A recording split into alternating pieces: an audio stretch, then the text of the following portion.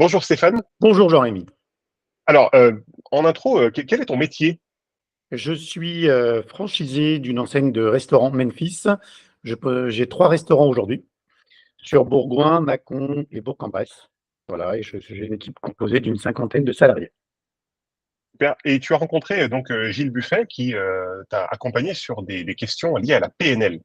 J'ai rencontré Gilles au CJD, qui est un club de jeunes dirigeants. Nous avons plusieurs fois échangé sur cette formation, sur lequel j'ai été très attentionné, puisque avec mes équipes, nous sommes essentiellement sur des formations de développement personnel, quelque chose qui me tient beaucoup à cœur. Donc j'avais déjà fait l'énéagramme à l'ensemble de mon comité de direction, et je trouvais que l'approche PNL permettrait de passer un cap encore une fois au niveau de mes équipes. Et Gilles m'a très bien vendu le concept. Et partisan de cette réflexion sur comment fonctionne le cerveau et qu'est-ce que la programmation neurolinguistique, j'ai décidé de faire la formation avec Gilles. Hop. Et quel était pour toi l'objectif? Il y en avait plusieurs pour mes équipes. La première chose, c'était continuer cet apprentissage de soi-même, parce que je pense que dans une entreprise, plus on est aligné sur soi-même, sur ses valeurs, sur le fait de bien se connaître, plus on est performant, plus on est aussi susceptible de rester dans l'entreprise pour savoir si on est au bon endroit au bon moment. Et je trouvais important dans la dynamique dans laquelle étaient mes équipes de passer un palier supplémentaire sur le développement personnel. Et mon objectif était à la fois de les fidéliser pour leur montrer qu'on peut faire autre chose dans notre métier et qu'on peut s'épanouir aussi bien professionnellement que personnellement. Et comme je suis très, j'allais dire, attentionné à ce type de formation, l'objectif était vraiment de les faire grandir. Voilà. Comment ça s'est passé alors? Écoute, on a construit le programme avec Gilles, donc on s'est vu une après-midi complète. On a, j'allais dire, il m'a présenté un premier travail, un premier jet, où il avait identifié un certain nombre d'éléments au vu de notre métier, qui sommes dans la restauration, avec du fait qu'on est sur des équipes qui sont actives, qui sont sur le terrain. Donc on a monté une formation en se disant deux choses importantes. La première, il faut que ce soit dynamique, parce que moi, les laisser 8 heures assis derrière une chaise, ils vont s'endormir, parce que c'est pas leur métier. Et deuxièmement, il fallait qu'on trouve aussi un endroit, un environnement qui soit propice à ce que les gens puissent à la fois se sentir en confiance et puissent se lâcher. C'est-à-dire un environnement, on était complètement dans un vase clos. Donc on a passé l'après-midi à définir l'ensemble des grandes lignes et des ateliers. Et ensuite, on a réservé ensemble un gîte pour pouvoir être à la campagne, complètement isolé, et avec un grand terrain, un peu dans une ferme. Il y avait des coqs, il y avait des ânes, il y avait etc., des vaches. Et ça nous a permis d'être complètement isolés et en plus de pouvoir fonctionner avec des ateliers dans des environnements totalement différents et assez espacés. Parce qu'il y a vraiment eu, durant ces 2 jours de formation, et c'est ce que je voulais, beaucoup de lâcher prise de la part des équipes, ce qui a créé beaucoup d'émotions, voire certains qui ont pleuré parce qu'ils se sont reconnectés avec leurs émotions. Donc c'était des moments qui étaient forts, les gens ont bien joué le jeu et je pense que l'environnement et la dynamique a permis vraiment que les gens se sentent en confiance et de pouvoir vraiment se livrer. Et donc voilà comment est-ce qu'on a construit un petit peu cette formation et comment est-ce qu'on en est arrivé là. Si tu avais à choisir un ou plusieurs vraiment des moments clés, des moments marquants sur ces 2 jours, et pourquoi en fait, toi en tant que dirigeant? Alors les moments clés dans cette formation, c'était vraiment expliquer à nos équipes que, et c'est pas forcément évident, que notre cerveau, eh ben, il faut qu'on le comprenne.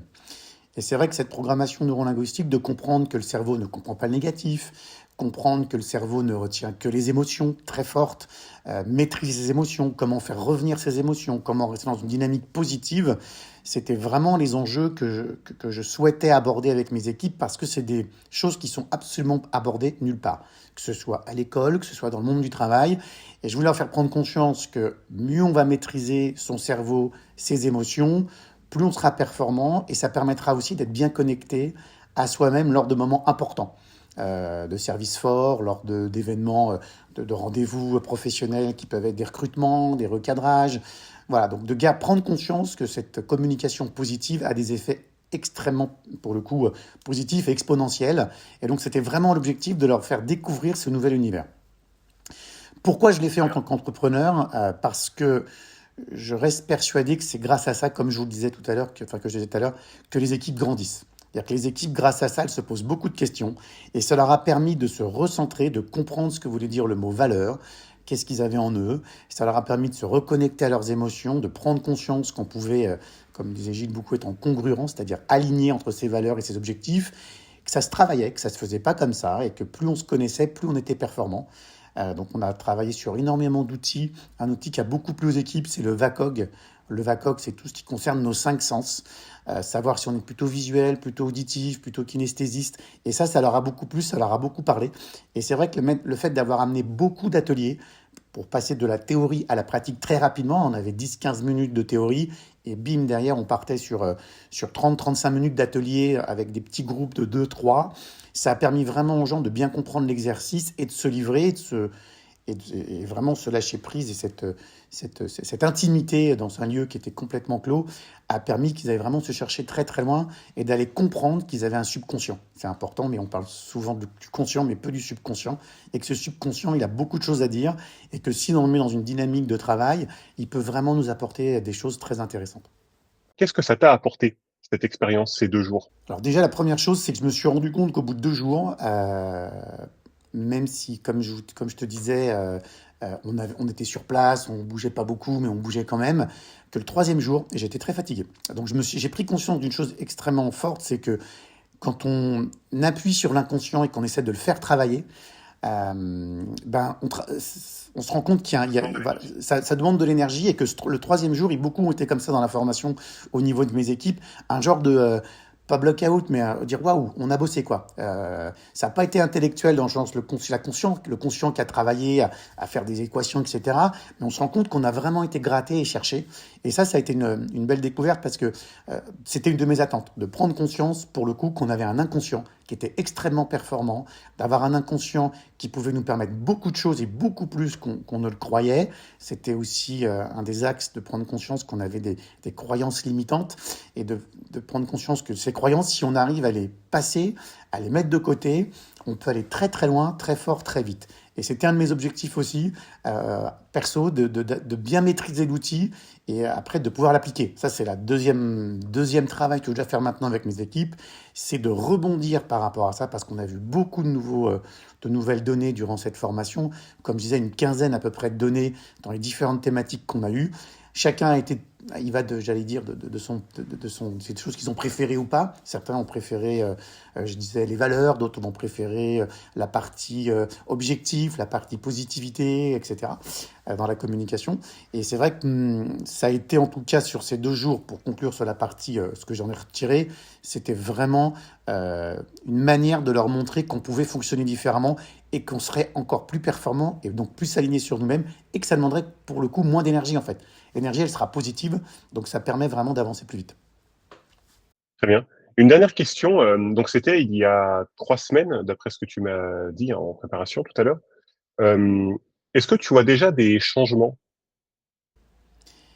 En tout cas, je vois beaucoup de questionnements de la part de mes équipes. La première phase, je pense, après ces 2 jours, ça a été déjà une grosse adhésion. Toutes mes équipes ont joué le jeu, donc ça c'était important. C'est pas évident, parce qu'on va quand même, on va gratter, on va chercher en soi, on va travailler, comme je disais, les valeurs, les émotions, l'inconscient. Donc c'est pas des données qu'on a l'habitude de faire. Donc il y a eu beaucoup de questionnements au départ, et c'est vrai qu'il y en a aussi beaucoup après. Maintenant, c'est comment on met ça en pratique, qu'est-ce qu'on en a tiré, qu'est-ce que ça nous a apporté. Donc j'ai beaucoup de questionnements avec mes équipes, puisque je les ai toutes revues depuis. Certains voudraient même continuer dans cette démarche-là, à dire bah, pourquoi pas refaire une journée numéro 2 d'ici 6 mois, un an. Maintenant, mon rôle, c'est un peu d'apaiser les choses pour essayer de leur faire prendre conscience qu'il y a déjà énormément d'outils, et qu'au quotidien, si déjà on se met dans des bonnes énergies, si on arrive à travailler les ancrages, si on arrive à être dans la positive attitude, à bien définir ses objectifs, à être vraiment aligné sur soi, ça sera déjà beaucoup, parce que c'est de l'apprentissage. Donc, le questionnement passé, moi aujourd'hui, mon travail, suite à la formation et par rapport au slide que nous a envoyé Gilles, c'est vraiment de l'ancrer en fait tout ça, c'est-à-dire d'en prendre conscience au quotidien. Donc, chaque réunion que j'ai avec eux, chaque entretien, chaque évaluation, on revient dessus. Et j'essaye, quand il y a des choses qui ne me plaisent pas dans la communication, de leur dire, bah voilà, tiens, par exemple, à ce que tu viens de me dire, comment est-ce que tu peux le transformer en positif? Et de se mettre dans une dynamique aussi, une bonne énergie. Donc trouver la bonne énergie. Est-ce que c'est le bon moment? Est-ce que tu as une bonne énergie aujourd'hui? Dans quelle dynamique est-ce que tu es? Donc on travaille beaucoup sur ces ressentis aujourd'hui, pour qu'ils les ancrent et que ça devienne quelque chose de plus naturel. Aujourd'hui, on n'est pas là. Aujourd'hui, on est vraiment dans la phase de la théorie. On est sur un début, j'allais dire PNL débutant. Et maintenant, tout mon travail, ça va être de l'ancrer pour qu'on puisse monter en puissance. Donc on est sur un accompagnement qui peut se faire en plusieurs étapes et sur plusieurs mois, voire années, si on veut travailler sur le long terme. Tout à fait. En tout cas, moi, c'est mon objectif, c'est continuer à prendre conscience qu'ils ont du potentiel, qu'il faut qu'ils arrivent à intégrer cet inconscient et toutes leurs émotions dans la maîtrise de leurs émotions. Et c'est clair que ça prend du temps. C'est comme tout exercice, j'allais dire, euh, qu'on découvre. Hein. Beaucoup ont découvert aussi dans la formation de la méditation. Bah, la méditation, c'est pas évident au début. Il faut vraiment se mettre dedans. Il faut garder de la constance. Et c'est avec le temps qu'on en voit les bienfaits, mais parce qu'on a de la redondance. Et si on prend juste la théorie, puis qu'on lit le slide et qu'on le range, et qu'on ne travaille pas au quotidien, il n'y a pas d'intérêt. Donc moi, tout mon travail, c'est de les continuer d'accompagner. Et si je vois que ça prend et que derrière, il y a, comment j'allais dire, une demande d'aller encore plus loin, à ce moment-là, on refera une formation d'un ou deux jours avec Gilles. Donc on peut dire que cet accompagnement a répondu à tes attentes, peut-être même aller au-delà. Ça a été au-delà. Franchement, ça a été au-delà parce que c'était tout nouveau. Je savais pas du tout comment ça allait se passer. J'avais un petit peu la crainte que les gens se braquent ou se ferment et ne jouent pas le jeu. Ça a été au-delà parce que les gens sont livrés. Ça a été au-delà parce que on a eu, j'allais dire, un dépassement de soi sur la plupart des moments d'atelier. Ça a été au-delà parce que les gens ont été demandeurs. Ils ont compris l'objectif. Ils ont joué le jeu. Et j'allais dire, même ceux qui étaient un peu réfractaires parce que ça n'a pas été 100% d'adhésion, j'en ai un ou deux qui ont été un peu réticents, ça leur a fait poser beaucoup de questions sur eux. Et ça, c'est l'objectif. C'est-à-dire que même si à la rigueur, sur le moment, ils se disent, tiens, c'est pas ma cam, derrière, le fait quand même d'avoir ces outils, de se dire, tiens, on peut travailler ça, ouais, ils feront à un moment donné, je suis sûr qu'un jour ou l'autre, ils reviendront sur cette formation en disant, ah ouais, mais ça m'a parlé, ah ouais, mais ça, je l'ai déjà entendu. Donc je pense que voilà, il faut que chacun l'intègre, mais en tout cas, je peux conseiller à tout le monde de la faire, une fois que vous êtes en confiance avec votre comité de direction ou avec des équipes, j'allais dire un peu plus larges, parce que les effets sont extrêmement bénéfiques. Que toi, tu aimerais ajouter quelque chose en complément ou Non, je pense qu'on a fait le tour de toutes les ouais, envies, les demandes, on a fait le tour des équipes. Et en tout cas, le message que je voulais passer, c'est que c'était positif et que tout le monde a joué le jeu et que ça a bien servi. Donc si tu as compris ça, bon, c'est ça l'essentiel. marche. Eh bien, Stéphane, merci pour le temps que tu m'as accordé pour cette petite interview. Euh, et à bientôt peut-être dans un de tes restaurants. Eh bien, merci Jean-Rémy, c'était un plaisir de partager et j'espère que cette vidéo permettra à beaucoup d'entrepreneurs et de salariés de pouvoir se développer en PNL et grandir pour apprendre à mieux se connaître. À bientôt. Merci, à bientôt.